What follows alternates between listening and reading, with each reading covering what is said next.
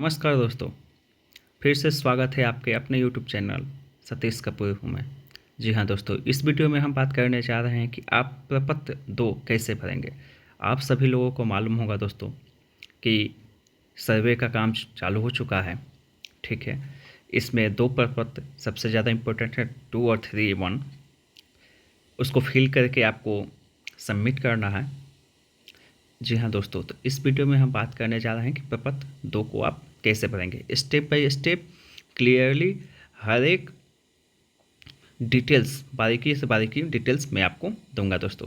बहुत सारे यूट्यूब पे आप गए होंगे, आप देखे होंगे दोस्तों, उसमें केवल एक ही, जैसे एक ही रैयत का नाम, अस्थाई पता, खाता एक ही बताएंगे खेसरा डालने का, बस हो गया। अगर आपका अलग खाता हो या एक ही खाता में ज़्यादा खेसरा हो, कैसे भरेंगे दोस्तों, क्या करना होगा, इसमें फुल डिटेल्स जानकारी हम आपको देंगे स्टेप बाय स्टेप। सबसे पहले दोस्तों वीडियो शुरू करते हैं।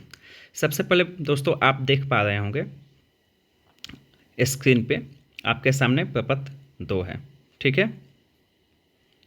इसमें दोस्तों सबसे टॉप पे आप देखिएगा, रैयत द्वारा स्वामित्व / धारिता भूमि की स्वघोषणा हेतु प्रपत्र, ठीक है दोस्तों। उसके बाद से दोस्तों आते हैं हम सबसे फर्स्ट राजस्व ग्राम, फिर थाना नंबर, हल्का नंबर, पुलिस थाना, अंचल, जिला, ठीक है। तो कैसे दोस्तों ये पाएंगे आप, ये भी मैं बताऊंगा। राजस्व ग्राम दोस्तों वो जो आपका ग्राम का नाम, जिस ग्राम के आप निवासी हैं, थाना नंबर आपको रैयती का मिल जाएगा, जो आप डीड कराए हो, रजिस्ट्री किए हो, या जो भी जमाबंदी पे आपका चढ़ा हो, ठीक है। अगर नहीं मालूम तो जो भी अगल बगल जिनका भी आपके आस पड़ोस जिनका भी थाना नंबर होगा उनका वो डाल दीजिएगा। या अगर आप जमाबंदी चेक करते होंगे उसमें तो आपके ग्राम के नाम के बगल में जो भी नंबर लिखा होता है 270 150 जो भी, वो उस थाना नंबर हो गया। हल्का नंबर ब्लैंक छोड़ देना है दोस्तों। पुलिस थाना जो भी आपका है प्रेजेंट में वो डालना है, अंचल जो है आपका वो डालना है, जिला जो है वो डालना है, ठीक है दोस्तों। वीडियो शुरू करते हैं दोस्तों। इस फॉर्मेट का मैंने एक कॉपी पे पेज पे फॉर्मेट बनाया हुआ है और स्टेप बाय स्टेप आपको मैं बताऊंगा कि कैसे फिल करना है, ठीक है। जैसा आप देख रहे हो दोस्तों, इसमें हमने राजस्व ग्राम अपना डाला, थाना नंबर मैं ये बताया, थाना नंबर जो भी आप ये किए होंगे, ऐसे डिजिटलाइज काटे होंगे, उसमें थाना नंबर दिया होगा। मैं आपको वो भी दिखा देता हूँ दोस्तों। यहाँ पे दोस्तों आप देख सकते हो जमाबंदी प्रति में यहाँ पे दिया हुआ है दोस्तों थाना नंबर, ठीक है। ये थाना नंबर आप डाल दीजिएगा, ठीक है दोस्तों। उसके पास दोस्तों आते हैं फॉर्म भरने के लिए। सबसे टॉप पे आप देख रहे होंगे दोस्तों, फर्स्ट नंबर पे आपके सामने दिया हुआ है रैयत का नाम। मैं स्टार भी लगाया हूँ दोस्तों, बहुत इंपॉर्टेंट है। रैयत का नाम, सह हिस्सेदारों का नाम एवं अंश अगर कोई हो सहित, एवं पिता का नाम, ठीक है दोस्तों। ये है सबसे इम्पोर्टेंट वाला। यहाँ पे दोस्तों आप देख पा रहे होंगे मैंने 4 नाम लिखा हुआ है। राज कपूर सिंह 1/4 अंश, और शमी कपूर सिंह 1/4 अंश, और शशि कपूर सिंह 1/4 अंश, और मनोज कुमार 1/4 अंश, पिता चंद्रदेव सिंह। इसको भरना है जैसे कैसे है, जैसे ये चंद्रदेव सिंह के 4 बेटे हैं। चंद्रदेव सिंह अभी जीवित नहीं है दोस्तों, मतलब जो भी अभी जीवित हैं उनका लिखना है। उनके 4 बेटे हैं, इन लोग के पास कोई बंटवारा नहीं हुआ है, कोई जमाबंदी इन लोग के नाम से नहीं चलता है, कुछ भी इन लोग के नाम नहीं है, मतलब आखिरी चिराग यही हैं जो जीवित तो हैं, ठीक है। आप चाहते हैं कि आपके पिताजी या इनके नाम से वो आए, जो भी जीवित व्यक्ति हैं, जैसे मेरे पिताजी हैं उनके नाम से ये आए, तो उन लोग कितने भाई हैं उन लोग का डिटेल्स डालना है दोस्तों। तो मान लीजिए चंद्रदेव सिंह के नाम से कोई भी ज़मीन रजिस्ट्रेड हुआ हो या ख़ानदान से चला आ रहा हो, तो इनका कैसे हिस्सा होगा। एक पापा के 4 बेटे हैं जैसे, तो उनका एक में से 1/4 अंश एक आदमी का होगा, 1/4 दूसरे का, 1/4 1/4 सबका होगा, बराबर हिस्सा। इसको आप क्या लिख सकते हैं दोस्तों, जैसे मैं जैसे लिखा हूँ वैसे ही आप लिखिएगा। जैसे कि आपके पास किसी 2 ही हिस्सेदार हों किसी ज़मीन में, तो वहाँ ये राज कपूर सिंह 1/2 अंश हो जाएगा और शमी कपूर सिंह 1/2 अंश, फिर लास्ट में पिता लिख देना है दोस्तों, ठीक है। ये मेरे यहाँ 4 आदमी हैं, इसके लिए मैं 4 लोगों का बना के आपको दिखाया हूँ दोस्तों।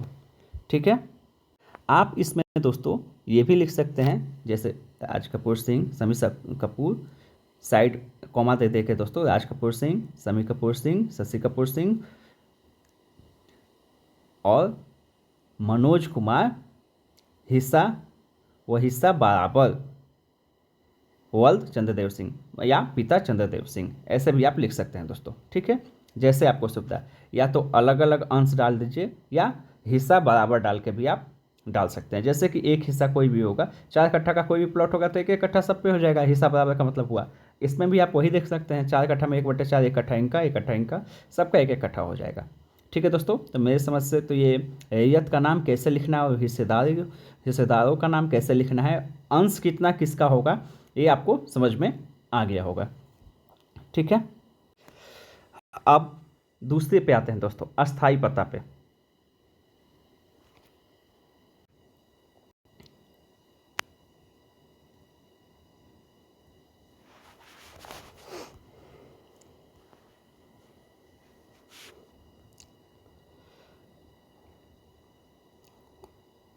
उसके बाद से आप देख पा रहे होंगे, ये स्वामित्वधारता भूमि का ब्यौरा डालना है। सबसे पहले खाता नंबर, खेसरा नंबर, रकबा, एकड़ और डेसिमल में चौहद्दी, किस्म जमीन का, शेष को छोड़ के लगान। ठीक है दोस्तों, इस एक एक करके मैं इसमें बता रहा हूँ दोस्तों आपको। सबसे पहले दोस्तों आपको खाता नंबर खाता नंबर में जो भी आपका खाता नंबर होगा उसको आप डाल दीजिएगा। ठीक है, उसके बाद से जो खेसरा होगा, खेसरा प्लॉट नंबर को ही बोलते हैं या सर्वे नंबर को बोलते हैं, जो होगा उसको डाल दीजिएगा दोस्तों। फिर रकबा मतलब कितना डेसिमल, हम लोग के यहाँ तो कट्ठा और धुरी में चलता है, लेकिन जो भी सर्वे होगा वो डेसिमल में होगा। जो भी आप डीड कराए हो, रजिस्ट्री कराए हो, वो डीड में भी होगा, डीड में डेसिमल में ही होगा दोस्तों।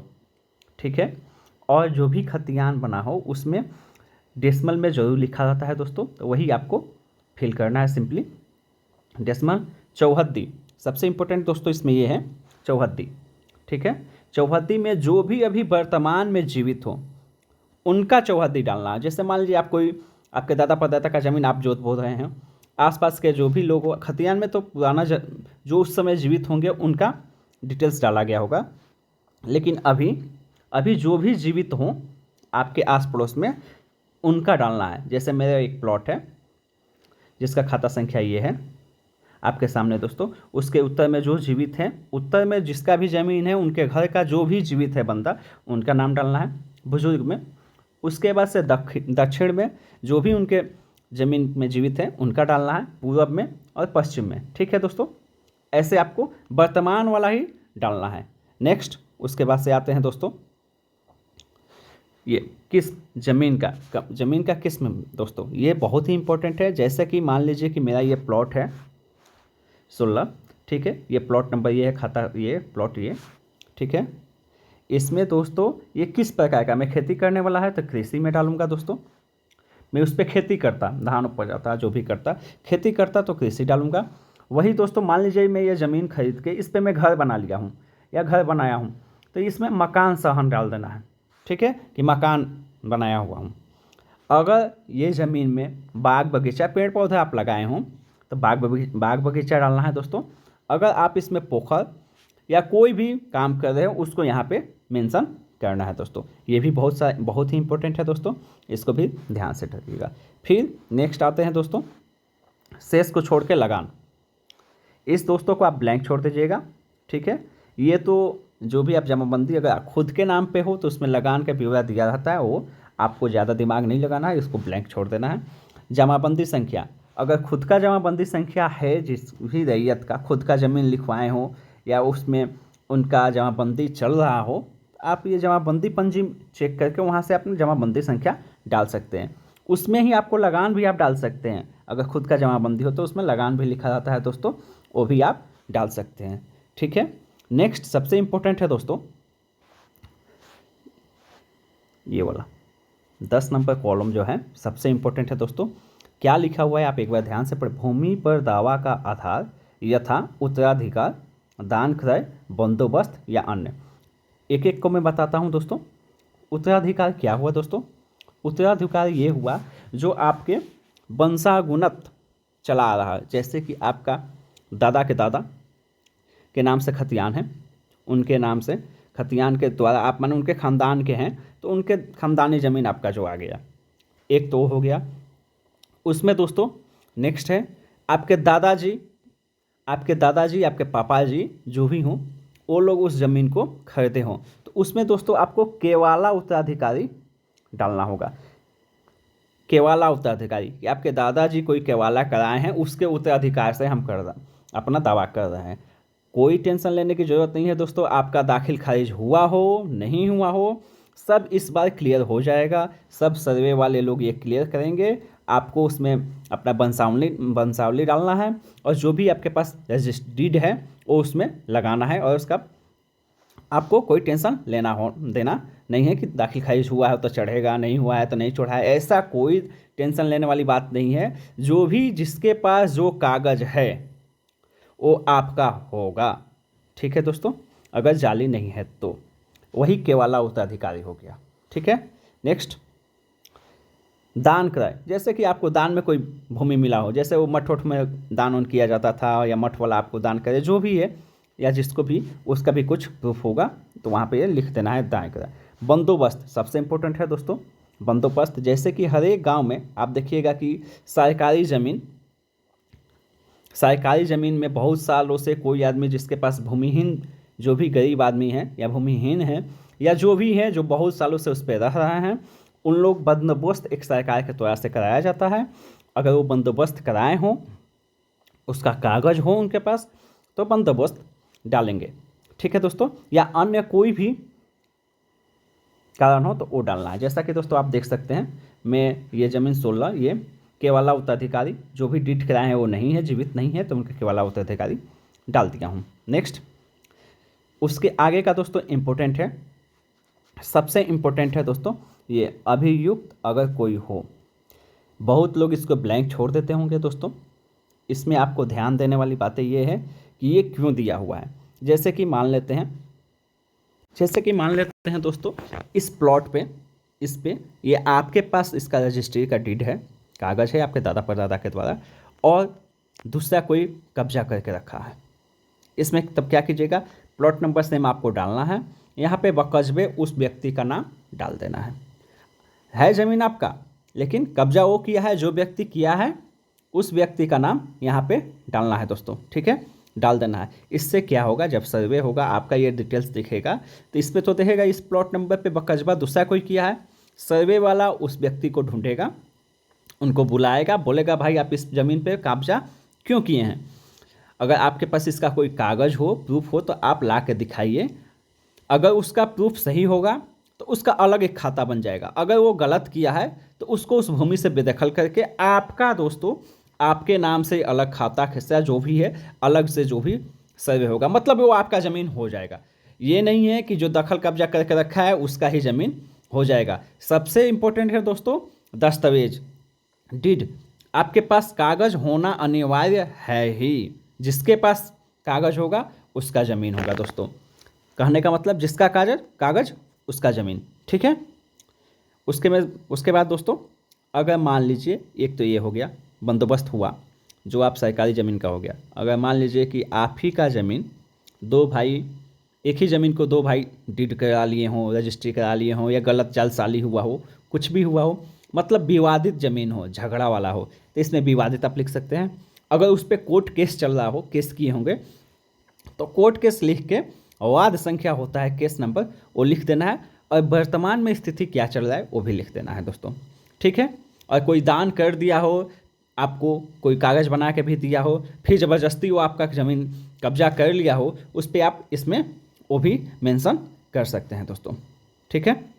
नेक्स्ट दोस्तों, जैसे कि आप देख पा रहे होंगे एक खाता का मैंने एक प्लॉट नंबर डाल दिया। अगर एक इसी खाता में, जैसे कि नेक्स्ट आपको मैं एग्जांपल दिखा देता हूँ, आप देख रहे होंगे 74 खाता है कोई 75, इसमें ये खेसा नंबर 27 डीड ये 6 डिसमल का है, इसका चौहद्दी लिख देना है। कृषि योग्य है तो कृषि लिखना है दोस्तों। केवला उत्तराधिकारी मतलब आपके दादा परदादा का ये लिखाया हुआ ज़मीन है जिसका आपको मान लीजिए दाखिल खारिज नहीं हुआ है, उसमें आप ये केवल उत्तराधिकार डाल सकते हैं। ठीक है दोस्तों। नेक्स्ट, सेम ही खाता में दूसरा प्लॉट है, उसको भी डालना है दोस्तों, सेम फिल करना है। ठीक है। उसके बाद से दोस्तों अगर दूसरे खाता में भी आपका ज़मीन हो, जैसे आप देख सकते हैं 145 में प्लॉट नंबर डिसमल, यहाँ पे दोस्तों आप देखिएगा, यहाँ पे ज़मीन किस्म में दोस्तों बगीचा है, तो हमने बगीचा डाला है। और दोस्तों ये ख़ानदानी ज़मीन, जैसे आपके दादा के दादाजी के नाम पे खतियान में नाम लिखा हो, कस्बे डैश, और उन्हीं के ख़ानदान के आप हो, तो यहाँ खतियानी ज़मीन लिख दीजिएगा। खतियानी या उत्तराधिकार भी डाल सकते हैं। ठीक है दोस्तों।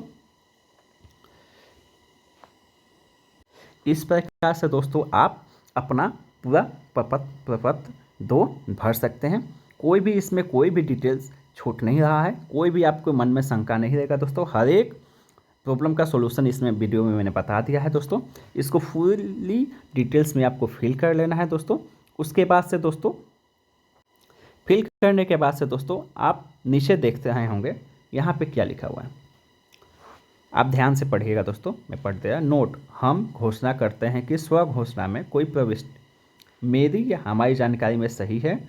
स्व घोषणा में कोई गलत प्रविष्टि के लिए हम जवाबदेह हूँ। ठीक है। नोट ध्यान दीजिएगा दोस्तों, लिखा हुआ है इस प्रपत्र के 2 प्रतियों में दाखिल किया जाएगा, मतलब 2 कॉपी लगेगा, एक फोटोकॉपी भी लगेगा।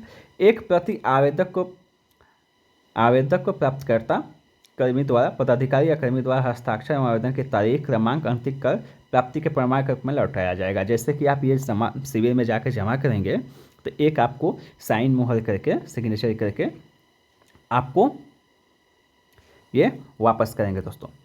ठीक है। एक फोटोकॉपी भी देंगे। यहाँ पे आप दोस्तों लास्ट में देख सकते होंगे, यहाँ पे रैयत का हस्ताक्षर, अंगूठे का निशान देना है, उनका मोबाइल नंबर और आधार नंबर डालना है दोस्तों। ठीक है।